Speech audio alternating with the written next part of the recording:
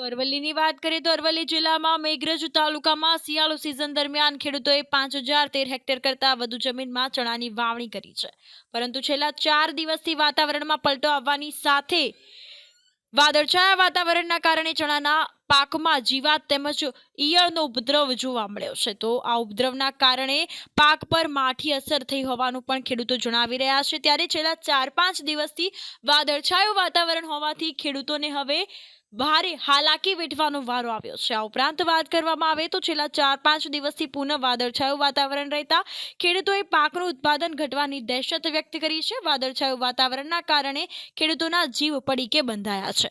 હું રામાભાઈ હીરાભાઈ પ્રજાપતિ રામગઢી મેઘરજ અરવલ્લી જિલ્લામાં ખેડૂતો તરીકે ખેતી કરું છું। મેં આ સાલ ચણાની ખેતી કરી છે, ખૂબ 15 વીઘામાં, પણ આખા વર્ષથી વાતાવરણ એવું વાદળછાયું ખરાબ છે તો વારંવાર ઈયળ આવી જાય છે। શરૂમાં ચણા નીકળ્યા ને એ વખતે તરત માવઠું થયું, અને આ 2 વખત 3 વખત દવા છોટ્યા એટલે ઈયળ આવી જાય। તો તમે સરકારશ્રી અમારા માટે કંઈક સામું જોવો, ખેડૂતોને માટે કંઈક દયા કરે અને કોઈ રાહત જેવું આલે, અથવા તો સર્વે કરીને કોઈ રાહત આલે કે કોઈ દવા ખાતર બિયારણ દવામાં કોઈ રાહત આપે એવું કોઈક કરજો સાહેબ। નકા તો ખેડૂત તો અમે મરી જવાની દશા છે। અમારે તો કુદરત ઉપર આધાર રાખવાનું, એટલે અમારે કઈ રીતે જીવવું ને કઈ રીતે ખેતી કરવી એ જ સમજાતું નથી। વર્ષોથી અમે ચણાની ખેતી કરીએ છીએ, પરંતુ વાદળછાયું વાતાવરણ અને વારંવાર માવઠા થવાથી ખેતરમાં ઈયળ આવી જાય છે, અને એના માટે ચણાની ખેતી પૂરી ફેલ થઈ જાય છે।